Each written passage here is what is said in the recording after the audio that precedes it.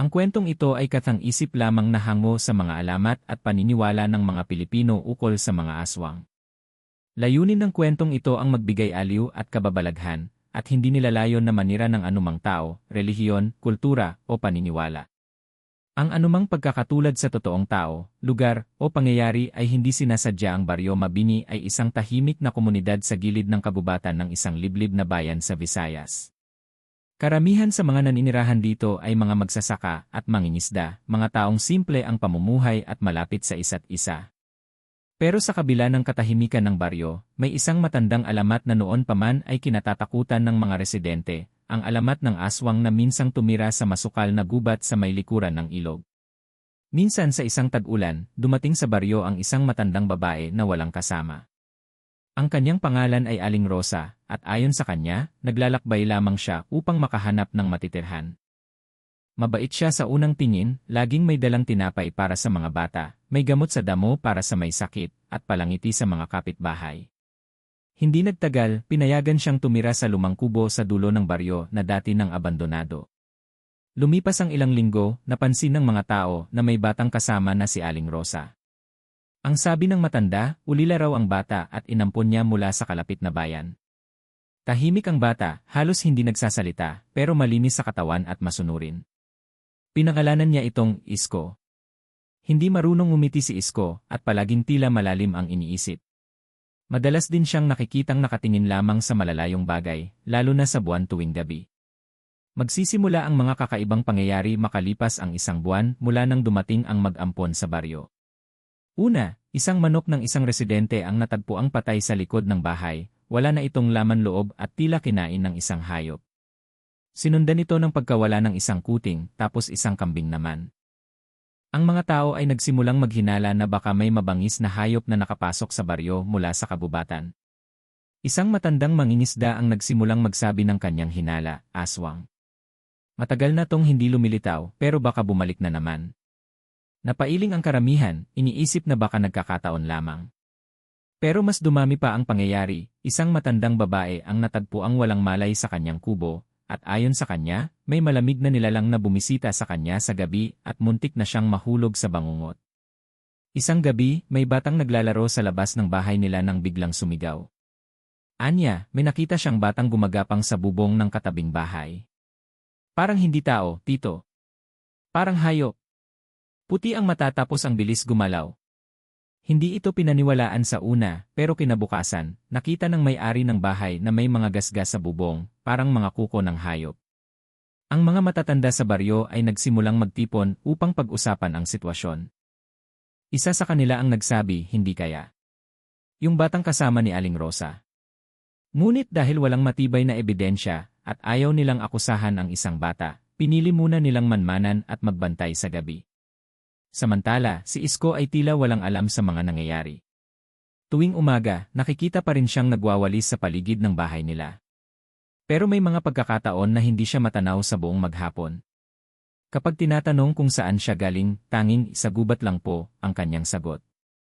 Isang araw, dumalaw sa baryo si Mang Kaloy, isang albularyong kilala sa kalapit na mga lugar. Napadaan siya upang bumili ng halamang gamot, pero nang marinig ang mga kwento ng mga residente, biglang naging seryoso ang kanyang mukha. May presensya dito, Anya. Isang nilalang na hindi dapat narito. Hindi siya ordinaryong bata. Iminungkahi ni Mang Kaloy na maglagay ng mga daing, bawang, at asin sa labas ng bahay upang subukan kung may tataboy na nilalang. Hindi ito ikinatuwa ni Aling Rosa at mariin niyang tinutulan ang mga panukala. Wala kayong karapatang husgahan kami, sigaw niya. Ang bata ay walang kasalanan. Ngunit hindi mapipigilan ang lumalalim na hinala ng mga tao. Isang gabi, may grupo ng kalalakihan ang nagbantay sa malapit sa bahay ni Aling Rosa. Doon nila natanaw si Isko na palihim na lumabas at tumakbo papunta sa kabubatan. Mabilis at tahimik ang kilos niya. Sinundan nila ito mula sa malayo. Doon nila nakita ang hindi inaasahan, sa gitna ng gubat, nakaluhod si Isko sa harap ng isang patay na baboy damo. Duguan ang bibig nito. Wala itong suot na tsinelas, at ang balat niya ay tila nangingitim. Sa sobrang gulat ng isa sa kanila, nakapagsalita siya ng malakas, dahilan upang mapatingin sa kanila si Isko. Nagningning ang kanyang mapuputing mata. Agad siyang tumakbo palayo, hindi pa rin nagsasalita, ngunit mas mabilis kaysa sa normal na tao. Nang balikan nila ang lugar kung saan ito nakaluhod, naroon pa rin ang bangkay ng baboy damo, gutay-gutay ang tiyan. Pagbalik nila sa baryo, ipinatawag agad si Mang Kaloy. Walang duda, anya. Ang batang iyon ay hindi ordinaryo. Isa siyang nilalang na tinatago sa anyo ng bata. Hindi siya pinili, isinumpa siya. Simula na ito ng kaguluhan sa baryo Mabini. At simula na rin ang matinding laban upang protektahan ang kanilang pamayanan mula sa nilalang na minsang minahal at inampon, ngunit ngayoy banta sa kanilang buhay. Makalipas ang gabing nakita si Isko sa gubat, tuluyang nabahiran ng takot ang puso ng mga taga-baryo Mabini. Hindi na ito ang simpleng batang ulila na dating kinakaawaan ng mga tao, isa na siyang nilalang na hinihinalang may kaugnayan sa mga aswang. Ngunit sa kabila ng mga pangyayari, walang makapangahas na diretsahang kumprontahin si Aling Rosa, lalo pat marami ang naniniwala na siya ay may taglay na itim na kapangyarihan. Naging mapagmatsyag ang buong baryo. Halos lahat ng bahay ay may bawang na nakasabit sa bintana, asin na inilalagay sa pintuan, at dasal na paulit-ulit na binibigkas tuwing gabi. Pero si Isko, sa kabila ng mga bulungan at takot ng mga tao, ay nanatiling tahimik. Wala siyang imik kahit alam niyang siya na ang paksa ng usap-usapan sa bawat sulok ng baryo. Minsang umaga, habang nagwawalis si Isko sa harap ng kanilang kubo, may lumapit na batang babae, si Ana, na kilala sa pagiging mausisa. Ikaw ba talaga yung nakita nila sa gubat? Sabi nila kumain ka raw ng hayop, tanong niya. Tumingin lang si Isko, malamig ang mga mata, saka nagsabing, hindi lahat ng totoo ay dapat sinasabi. Tumakbo palayo si Ana, halos madulas sa takot. Nang ikwento niya ito sa kanyang ina, agad siyang pinagbawalang lumapit ulit sa lugar ni na Isko. Mula noon, mas lalong nahiwalay si Isko sa ibang mga bata. Wala nang gustong makipaglaro, at kahit mga matatanda ay dumadaan na lang sa kabilang daan para hindi sila makasalubong. Isang gabi, habang ang mga lalaki ng baryo ay nagroronda, muli nilang nasaksihan ang isang kakaibang tagpo. Mula sa di kalayuan, sa loob ng gubat, nakita nilang may isang batang nakaluhod sa lupa, tila may isinusuka. Nang silipan nila ito, si Isko iyon, duguan ang bibig, nanginginig ang katawan, at parang may sinusubukang pigilan sa kanyang sarili. Tama na mahina niyang sinasambit. Maya-maya, nagsimulang tumawa ng mahaba at matinis si Isko, isang tinig na hindi katulad ng isang normal na bata. Para bang may halong boses ng hayop. Tumakbo palayo ang mga bantay, nanginginig sa takot. Hindi nila alam kung anong klaseng nilalang ang nasa harap nila. Kinabukasan, dinala nila ang kwento kay Mang Kaloy na tila hindi na nagulat. Iyan ang epekto kapag pinanganak sa ilalim ng sumpa, paliwanag ng albularyo. May mga bata na hindi pinili ang kanilang kapalaran. Isinusumpa silang maging aswang, hindi bilang likas na kasamaan, kundi bunga ng mga kasalanan ng kanilang pinagmulan. Lalong lumalim ang misteryo. Sino nga ba si Isko? Ano ang tunay na kwento ng kanyang pagkatao? Ilang araw ang lumipas, at isang matandang babae mula sa Karatig Baryo ang dumating. Lumapit siya kay Aling Rosa habang nasa palengke. Tahimik ang pag-uusap, ngunit bago siya umalis, may iniabot siyang maliit na kahon na balot sa tela. Kinagabihan, nakita ng mga tao si Aling Rosa na tila nagkakandara pang magsagawa ng ritual sa loob ng kanilang bahay. Mula sa bintana, may ilaw ng kandila at usok na tila kulay berde ang nakita ng mga kapitbahay. Nang mga sumunod na gabi, nagsimulang mas madalas na mawala si Isko. Hindi na siya makikita sa umaga. Kahit si Aling Rosa ay hindi makasagot kung nasaan ito. Naglalakad lang yan. Tahimik lang talaga siyang bata, paulit-ulit niyang paliwanag. Hanggang isang gabi, sa gitna ng malakas na ulan, nakita si Isko na nakatayo sa gitna ng sementeryo ng baryo. Ang kanyang buhok ay basang-basa, ang kanyang katawan ay nanginginig, ngunit tila wala siyang pakiramdam sa lamig. Ang mga mata niya ay nakatingin sa isang lumang nitso, at habang pinagmamasdan ng isang tagaronda, bigla siyang lumuhod at hinaplos ang lupa. Hindi ko ito ginusto, mahina niyang wika. Sa panahong iyon, ang balita tungkol kay Isko ay umabot na sa iba pang baryo. May mga naglalakad na albularyo na gustong siya satin ang bata, ngunit tinatanggihan ito ni Aling Rosa. Hindi ako papayag na tratuhin siyang parang hayop. Siya'y isang bata lang, galit niyang sigaw. Ngunit hindi maitatanggi ng bayan ang mga katibayan. Isang gabing madilim, isang baboy sa likod ng bahay ni Mang Pepe ang natagpuang patay, nakaladkad hanggang paanan ng kubo ni Aling Rosa. Ang lupa sa paligid ay may mga yapak ng bata, hubad ang paa, at may mga bakas ng kuko sa dulo. Sa puntong ito, nagkaisa ang mga tao ng Baryo Mabini. Kailangan ng kumilos. Kailangan ng humarap si Isko sa isang pagsubok, ang sinaunang ritual na nagpapakita ng tunay na katauhan ng isang nilalang. Ang ritual ng pagpaluhod sa asin. Hindi ito basta-basta isinasagawa. Ayon sa alamat, kapag pinilit mo ang isang aswang na lumuhod sa asin, lalabas ang tunay nitong anyo.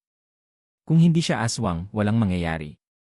Pero kung totoo ang hinala, uunat ang katawan, masusunog ang balat, at lalabas ang itim na usok mula sa kanyang kaluluwa.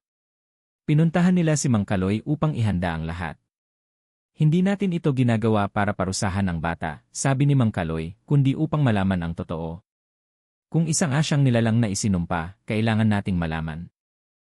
Pero kung hindi, kailangan din niyang malinis mula sa lahat ng hinala. Pagkalipas ng ilang araw mula sa huling insidente, lalong dumilim ang kapaligiran ng Baryo Mabini, hindi lamang dahil sa mas madalas na pag-ulan kundi dahil sa bigat ng takot at paghihinala na bumabalot sa mga residente. Halos hindi na lumalabas ang mga tao sa gabi, at bawat bahay ay tila isang kuta ng depensa, may bawang sa bintana, asin sa pintuan, kandila sa altar, at mga dasal na inuusal ng paulit-ulit. Habang abala ang buong baryo sa pag-iwas sa nilalang na kanilang kinatatakutan, isang hindi inaasahang pangyayari ang tuluyang nagpabago ng takbo ng lahat, ang pagpanaw ng isang bata. Si Boyet, 6 na taong gulang, ay anak ni Mang Rodel at Aling Delia. Araw-araw siyang naglalaro sa tapat ng bahay nila, kasama ang alagang tuta at ilang batang kapitbahay. Ngunit isang umaga, nadatnan siyang wala sa kanyang silid. Inakala ng mga magulang niya na baka lumabas lamang para maglaro, pero nang tanungin ang ibang bata, walang sinuman ang nakakita sa kanya. Nagsimula ang pagkakagulo. Buong araw siyang hinanap sa paligid ng baryo. Sa gubat. Sa tabing ilog. Sa likod ng simbahan. Lahat ng sulok ay hinalughob, ngunit si Boyet ay hindi matagpuan. Hating gabi na nang matuklasan ng mga nagbabantay ang isang bangkay sa gilid ng palayan, hindi kalayuan sa bahay ni na Aling Rosa. Si Boyet iyon. Wala na siyang buhay, malamig na at naninigas ang katawan. Ang kanyang tiyan ay may malaking hiwa, ngunit kakaiba ito, malinis ang pagkakagupit, at walang dugo sa paligid. Parang sinadyang alisin ang lamang loob, ngunit walang kalat o bakas ng hayop. Ang hiwa ay parang ginawa ng isang marunong at sanay na kamay. Naiyak si Mang Rodel. Si Aling Delia naman ay halos himatayin sa sakit. Ang buong baryo ay nabalot ng galit at takot. Walang duda, isang nilalang ang may kagagawan. At ayon sa kanilang hinala, isa lang ang posibleng may kinalaman dito, si Isko. Hindi na tayo pwedeng manahimik pa, sigaw ni Mang Rodel habang tangan ang katawan ng anak. May ginagawa tayong ritual pero wala pa tayong ginagawang aksyon. Ilabas ang bata. Ilabas siya at harapin ang katotohanan. Kinabukasan, pinulong ang buong baryo sa harap ng simbahan. Dumating rin si Mang Kaloy, dala ang mga gamit para sa ritual, asin, bawang, langis na galing sa halamang panlaban sa masasamang espiritu, at isang rosaryo. Humarap siya sa lahat at nagwika, ang ritual ng asin ay hindi ginagawa para sa paghihiganti. Ito ay pagsubok, isang paraan para ilantad ang katotohanan. Kung si Isko ay inosente, walang mangyayari. Ngunit kung siya ay nilalang ng dilim, magpapakita siya ng kanyang tunay na anyo. Pumunta sila sa bahay ni na Aling Rosa. Tahimik si Isko habang nakatayo sa pintuan. Tila wala siyang emosyon. Nang tanungin ni Mang Kaloy kung handa siyang harapin ang ritual, hindi siya tumutol. Tumango lamang siya at tumingin sa lupa. Umiiyak si Aling Rosa habang niyayakap si Isko. Wala kayong alam. Bata lang siya. Hindi niya kasalanan kung anuman ang nasa loob niya. Ngunit hindi na mapipigilan ang galit ng mga tao. Inakay si Isko papunta sa plaza, kung saan inilatag na ang asin sa gitna ng bilog na kawayan. Nakapalibot ang mga tao, may ilan na may hawak na itak, iba'y may krusipiho. Tumayo si Mang Kaloy sa gitna. Isko, wika niya, lumuhod ka sa asin. Kung wala kang itinatagong lihim, hindi ka masasaktan. Ngunit kung ang katawan mo ay nilikha ng kasamaan, lalabas ito ngayon. Tahimik si Isko. Tumingin siya sa mga mata ni Mang Kaloy, saka ibinaba ang kanyang tingin sa asin. Dahan-dahan siyang lumuhod. Sa simula, tila walang nangyayari. 1 minuto. 2. Hanggang sa. Biglang nagsimulang umusok ang balat ni Isko. Sa kanyang mga tuhod, lumilitaw ang tila mga paso. Ang kanyang mga kamay ay nanginginig. Ang kanyang mga mata, na dati malalim ang lungkot, ngayon ay unti-unting lumalaki, nagiging puti ang mga mata, nawawala ang itim na bahagi. Ang kanyang mga kuko ay humahaba, at ang kanyang likod ay napapaarko sa sakit. Arg, hindi ko ito ginusto, huwag-huwag po, lumapit si Mang Kaloy at inabot ang isang bot ng banal na langis. Ibinuhos niya ito sa harap ni Isko, at lalong nagtilamsik ang usok mula sa balat ng bata. Ang mga tao ay nagsigawan, ang iba'y umatras, ang ilan ay napaiyak. Ngunit si Isko, sa kabila ng sakit, ay hindi tumakbo. Hindi ako masama, anya. Hindi ako pumili ng ganito nang marinig ito ni Mang Kaloy, napaluhod din siya. Ang bata isinumpa nga, wika niya. Pero ang puso niya tao pa rin. Sa kabila ng paghihirap, hindi sinaktan ni Isko ang sinuman. Hindi siya nagpumiglas. Hindi siya umatake. Hinayaan niyang sunugin ng asin ang kanyang balat, at mula sa kanyang mga mata ay tumulo ang luha, hindi ng isang halimaw, kundi ng isang batang hindi kailanman hiniling ang kanyang kapalaran. Lumapit si Aling Rosa at niyakap si Isko. Hindi kita iiwan, bulong niya. Kahit alam kong oras mo na, ang mga tao ay natahimik. Sa unang pagkakataon, nakita nila hindi isang halimaw, kundi isang bata, isang biktima ng sumpa. Isang inosenteng kaluluwang pinilit mabuhay sa ilalim ng takot, lihim, at kadiliman. Subalit sa kabila ng lahat, ang kamatayan ni Boyet ay hindi maaaring baliwalain.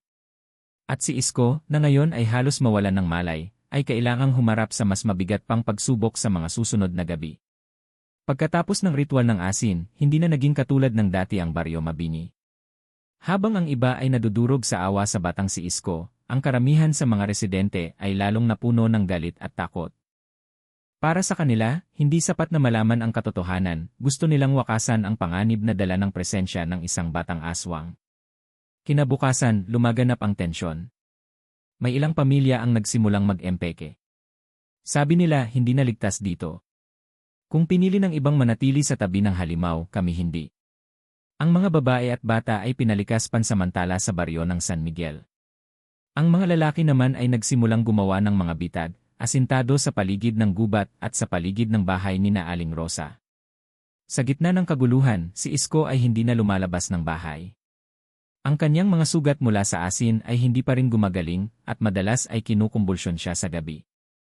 Si Aling Rosa ang tanging nag-aalaga sa kanya, palihim na ipinagdarasal na sana'y maalis ang sumpang bumalot sa katawan ng bata. Ngunit para sa marami, sapat na ang nakita nila. Si Mang Rodel, na nawalan ng anak, ay hindi na makapagpigil. Kahit paanong awa ang nararamdaman nyo, anak ko ang binawian ng buhay. At hindi siya ang una. Lahat ng hayop na pinaslang, lahat ng kabataang nilagnat ng di mabilang na araw, lahat yon dahil sa isang batang isinumpa. Hindi nagtagal, isang lihim na pagpupulong ang isinagawa ng mga pinuno ng baryo. Nandoon sina Mang Rodel, Kapitan Erning, ang ilang matatandang lalaki, at ilang tagabantay. Isa lang ang pakay, wakasan ang panganib sa pamamagitan ng pagpapaalis o pagkitil sa buhay ni Isko. Ngunit may tumutol si Mang Elias, isa sa pinakamatandang tagapayo ng baryo. Hindi natin pwedeng tratuhin siya na parang hayop. May sumpa siya, pero nakita niyo rin kung paano niya tiniis ang sakit. Hindi siya lumaban. Hindi siya umatake. Sa kabila ng pagiging aswang, tao pa rin ang puso. Pero anong klaseng puso ang kayang pumatay ng isang bata, sigaw ni Mang Rodel. Nabuo ang desisyon, bibigyan si Aling Rosa ng isang araw para lisanin ang baryo kasama si Isko. Kapag hindi sila umalis, sila na ang pupuntahan ng galit ng taong bayan. Nang marinig ito ni Aling Rosa, hindi siya umiyak, ngunit tumitig siya sa mga mata ni Kapitan Erning at sinabing, hindi siya ang may kasalanan. Ang sumpa ay isinilang sa kanya, hindi niya pinili iyon. Ngunit kung yan ang gusto nyo, aalis kami. Pero tandaan nyo ito, hindi natatapos ang sumpa sa pagpapaalis. Ang ganitong uri ng dilim, kahit patakpan ng lupa, babalik at babalik. Sa gabi ng kanilang pag-alis, inihatid ni Mang Elias si Aling Rosa at Isko papunta sa lumang trail na papunta sa kabubatan. Doon raw sila maninirahan pansamantala, sa isang dating kuweba na minsang ginawang kubol ng mga ermitanyo. Tahimik si Isko habang sakay sa kariton. Ang kanyang katawan ay tila walang buhay, namumutla, at ang mga sugat ay hindi pa rin humihilom. Ngunit sa kanyang mga mata ay may bakas ng pagkaunawa. Alam niyang hindi na siya muling babalik. Ngunit hindi pa tapos ang lahat. Kinagabihan, habang ang baryo ay pilit na bumabalik sa katahimikan, isang nakakagimbal na sigaw ang umalingaw-ngaw mula sa gilid ng gubat. Tumakbo ang mga bantay. Sa kanilang pagdating, nakita nila ang bangkay ni Mang Pablo, isa sa mga tumulong magpaalis kina Isko.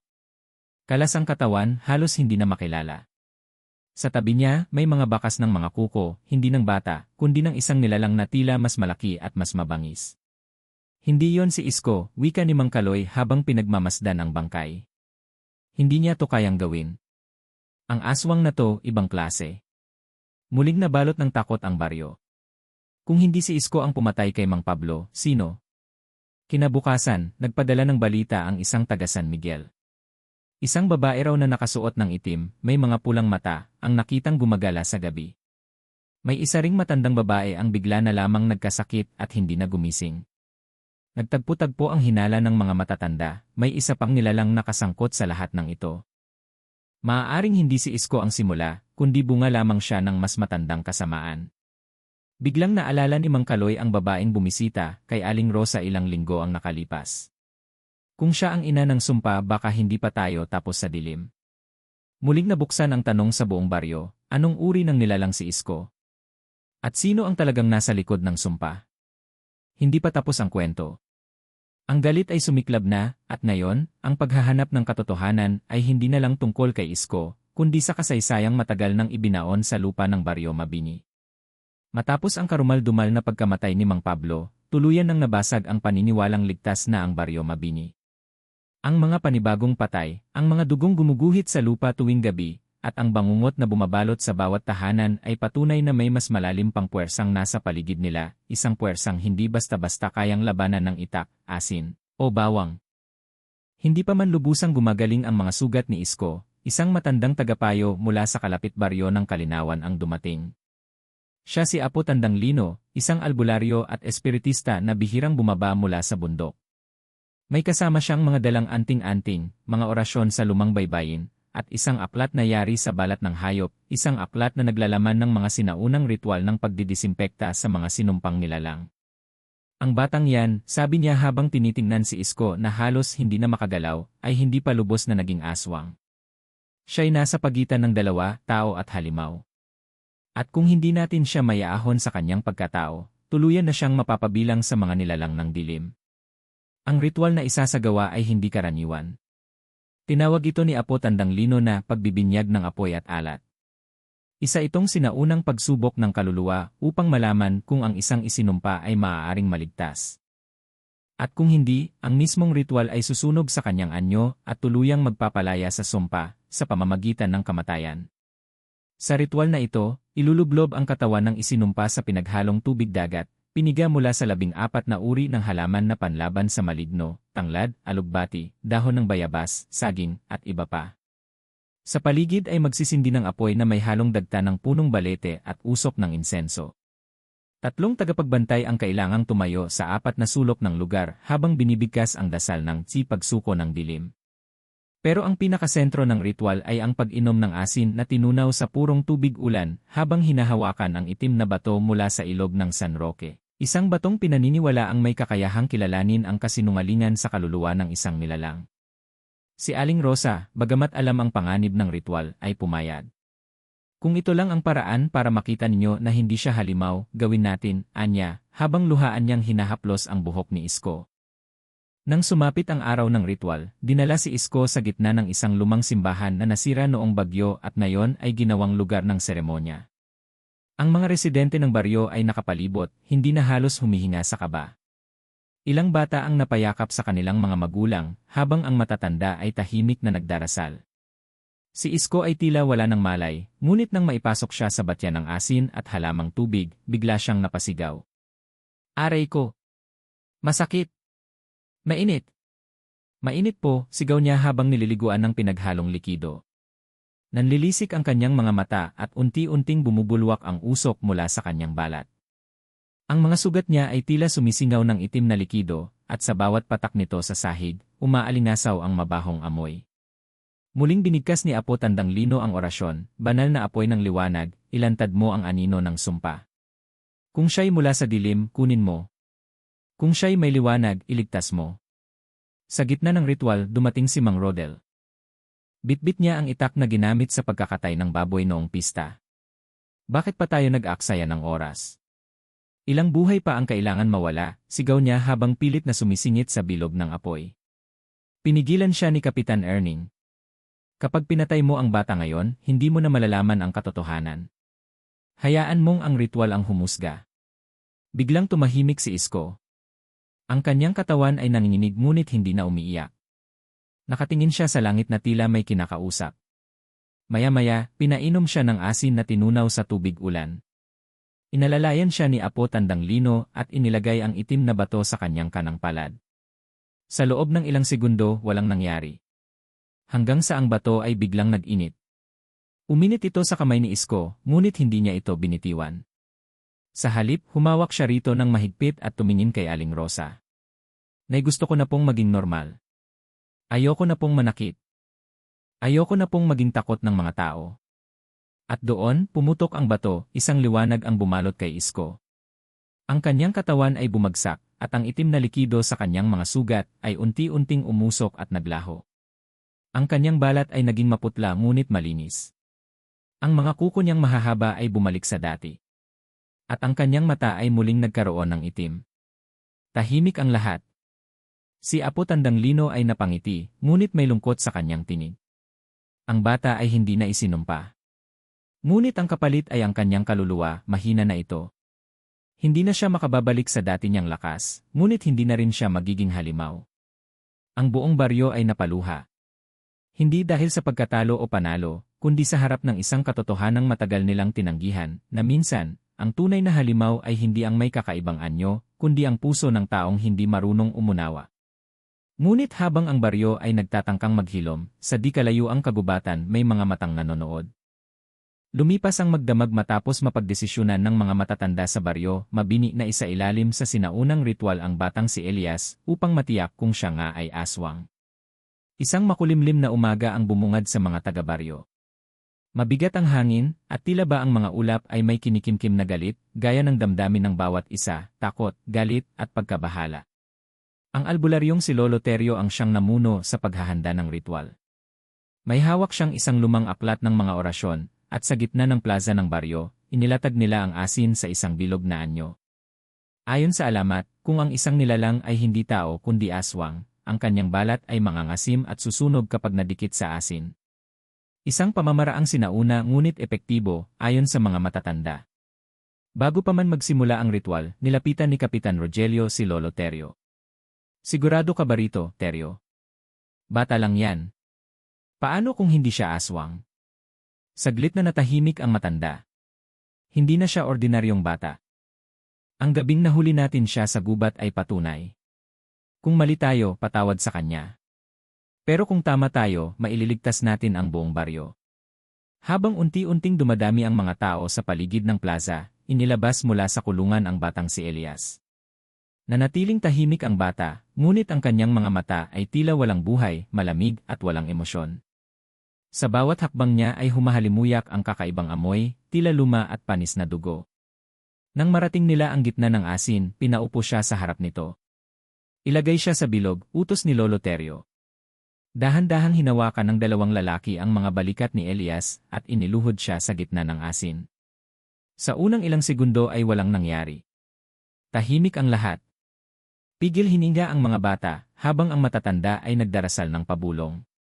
Hanggang sa biglang sumigaw si Elias, isang matinis at nakakayanig na sigaw ang bumalot sa buong paligid. Aar! Nagliyab ang balat ng kanyang tuhod na nadikit sa asin. Nagbabagang usok ang lumabas sa balat niya, at sa harap ng madla, dahan-dahang nag-iba ang anyo ng bata. Ang kanyang mga mata ay naging maputi na lamang, wala ng itim. Ang kanyang mga ngipin ay tumalim na parang ngipin ng hayop, at ang kanyang mga kuko ay humaba, tila ba mga matutulis na bakal. Lumayo kayo! Lumayo kayo, sigaw ni Lolo Terio habang kumakaway ng dahon ng palumpong na may basbas ng dasal. Pilit na umahon si Elias mula sa asin, ngunit sa tuwing didikit ang kanyang katawan sa asin ay muli siyang sisigaw sa sakit. Itigil niyo ito! Hindi ko kasalanan, sigaw niya, ngunit ang kanyang boses ay tila doble, may boses ng bata at may boses na halimaw. Naghiyawan ang mga tao. Ang iba ay tumakbo, ang ilan ay nanatiling nakatayo, nanlalamig sa takot. Ritual. Simulan ng ritual, utos ni Lolo Terio habang binabasa ang mga orasyon mula sa kanyang aklat. Sa bawat dasal na kanyang binibigkas ay umiikot ang hangin sa paligid. Nagbagsakan ang mga sanga ng punong kahoy, lumakas ang ihip ng hangin, at kasabay nito'y dumaluyong ang ulan, tila sinusuportahan ng kalikasan ang ritual. Hindi nagtagal, isang napakalakas na kidlat ang tumama sa isang malaking puno sa tabi ng plaza. Nagliyab ito, at ang liwanag mula sa apoy ay tumama kay Elias. Napahiyaw siya, at ang kanyang anyo ay tuluyang nagbago, isang nilalang na kalahating tao, kalahating hayop, nangingitim ang balat, at may matutulis na pakpak. Nagtagumpay si Elias na tumayo mula sa asin at lumipad ng bahagya sa ere. Ngunit bago siya tuluyang makawala, isang lalaki mula sa baryo, si Mang Domeng, ang naglakas loob na ihagis ang sako-sakong asin sa ere, tumama ito kay Elias. Muling sumigaw ng ubod lakas si Elias, tumilapon pabagsak sa lupa, at nang tumama ang kanyang katawan sa asin, siya'y nagliyab, nagbaga, at unti-unting nanghina. Bumalik sa pagiging bata ang kanyang anyo, walang halimaw, walang pakpak. Isang batang umiiyak, nakaluhod sa gitna ng ulan at asin. Sa kanyang huling hininga, tinanong niya si Lolo Terio habang tumutulo ang luha, bakit ako? Hindi ko pinili ito, tumulo ang luha ng matanda, ngunit hindi siya sumagot. Sa halip, isinara niya ang kanyang aklat at inilapag sa dibdib ng bata ang isang rosaryo. Isang saglit ng katahimikan ang bumalot sa baryo. Ilang sandali pa'y unti-unting naglaho ang apoy at usok. Ang bangkay ni Elias ay nanatiling nakaluhod sa gitna ng asin, basang-basa sa ulan. Muli, nagsalita si Kapitan Rogelio, wala na siya. Tapos na ang lagim. Ngunit sa likod ng katahimikan, isang matandang babae ang napanood nilang palihim na umaalis, si Aling Belay, ang unang nag-alaga kay Elias. Sa kanyang kamay ay may hawak siyang piraso ng balahibo ng bata. Walang nakapansin sa kanyang bulong, isa pa lamang siya, gusto mo bang ituloy sa part 7, ang huling laban sa gabing madilim? Sabihin mo lang ang next. You said, next chat said, part 7, ang huling laban sa gabing madilim, approx. 1,000 panandang pandagdag words, madilim ang gabi at tila hindi umaabot ang liwanag ng buwan sa gitna ng kaguluhan sa baryo. Sa gitna ng ulan at sigawan, ang batang aswang ay unti-unting nagbabago ng anyo, hindi na siya ang tahimik na ulila kundi isa ng nilalang na kahindik-hindik ang itsura. Ang kanyang mga mata ay maputi, walang balintataw. Ang kanyang mga kuko ay tila matutulis na itak. Sa bawat galaw niya, naroon ang bangis at kasabikang manakit. Nagsitakbuhan ang mga babae at bata, nagtago sa mga bahay, at inilok ang mga bintana at pinto. Ang kabuuan ng baryo ay tila naging isang malaking arena kung saan magaganap ang pinakamapanganib na labanan sa kasaysayan nila. Siya na ang huling aswang sa linya ni Aling Oryang, wika ng albularyo. Kung hindi natin siya mapipigil ngayon, magpaparami siya sa loob ng maraming taon. Mula sa itaas ng puno ng mangga, lumitaw si Aling Oryang, tila isang anino ng kanyang dating anyo. Mahaba ang buhok, kulay abo, at ang kanyang mga mata ay pula. Hindi niyo siya maintindihan, sigaw niya. Anak ko siya sa sumpa. Hindi niya pinili ito. Huwag niyong hayaang makalapit sa mangkukulam, utos ng albularyo. Asin! Ibuhos ang asin sa paligid niya. Sa bawat hakbang ng bata, ibinubuhos ng mga taga-baryo ang asin, gumagawa ng bilog na pangharang. Ngunit kahit nasasaktan siya, pilit niyang tinatawid ang linya, tila ba may lakas na higit pa sa pangkaraniwan. Hindi sapat ang asin, bulalas ng isang albularyong kasama. Kailangan nating itakda ang huling bahagi ng ritual. Kinuha ng albularyo ang lumang kwintas na may mutya at bawang na minana pa niya sa kanyang lolo. Tinaga niya ang lupa at nilagyan ng dugo ng manok. Mula sa bibig niya ay lumabas ang matandang dasal, sa ngalan ng liwanag at ng mga espiritong bantay, sa ngalan ng lupa, tubig, apoy at hangin, binabasbasan ko ang lugar na ito, upang wasakin ang kadiliman sa katawang inangkin. Sumigaw ang bata. Isang malakas na ungol ng paghihirap at galit. Ang paligid ay tila nilamig, nagbago ang hangin, nagsimulang mabasag ang mga bubong ng bahay. Dahil sa patuloy na pagbuhos ng asin, unti-unti siyang nanghina. Ang balat niya ay nagkakabitak-bitak. Nanginginig ang kanyang katawan. Hindi na siya makagalaw ng maayos. Sa kanyang mga mata, may luha ng isang batang di nakapili ng kanyang kapalaran. Hindi ako ang may kasalanan, mahinang wika niya habang lumuluhod sa gitna ng asin. Si Aling Oryang ay biglang sumigaw, "Tama ine. Ako ang sisihin nyo. Hindi siya." Ngunit huli na. Isang kidlat ang tumama sa punong pinagkukublihan ni Aling Oryang. Sumiklab ang apoy at kasabay nito'y biglang nagliyab ang katawan ng bata. Sa pagsabog ng liwanag, isang malakas na sigaw ng bata ang umalingaw-ngaw sa buong baryo, kasabay ng pagputok ng hangin sa paligid. Pagbagsak ng katahimikan, wala nang natira sa gitna ng plaza kundi ang abo. Abo ng isang nilalang na minsang naging tao at naging biktima ng sumpa. Lumipas ang gabi ng apoy, sigawan at kalungkutan. Nang muling sumikat ang araw, ang buong baryo ay tila nakalutang sa katahimikan. Wala nang bakas ng sabog o ng sumpa, tanging abo sa gitna ng plaza at ilang paso ng asin sa paligid ang naiwan bilang patunay ng naganap. Ang mga tao, bagamat pagod at sugatan, ay isa-isang lumabas ng kanilang tahanan. Ang mga matatanda ay nagtirik ng kandila sa tabi ng plaza. Inialay nila ang mga ito sa batang aswang, hindi bilang halimaw, kundi bilang isang nilalang na nagdusa sa pagkakamali ng kanyang pinagmulan. Si Lolo Berto ay nag-ukit ng maliit na lapida gamit ang kahoy at inilagay sa lugar kung saan siya huling lumuhod. Nakalagay sa kahoy, dito pumanaw ang isang batang walang kasalanan, nilamon ng sumpa, ngunit nilabanan ang kanyang likas na anyo. Ang albularyo, na halos hindi na makalakad sa pagod, ay nanatili sa loob ng isang maliit na kubo malapit sa gubat. Ipinatawag siya ng ilang residente para sa pagpapagaling ng mga nasugatan, ngunit tumanggi muna siya. Sa halip, nanahimik siya at nagsunog ng insenso, nanalangin at humingi ng tawad, hindi lamang sa Diyos kundi pati sa batang aswang. Ang pagkakamali natin ay hindi ang paglaban, anya sa sarili, kundi ang pagkukulang natin sa pag-unawa sa mga kagaya niya. Si Raul, na matapang na humarang sa halimaw, ay gumising sa kama ng kanilang bahay matapos ang 2 araw. May benda ang kanyang ulo at balikat, ngunit buhay siya.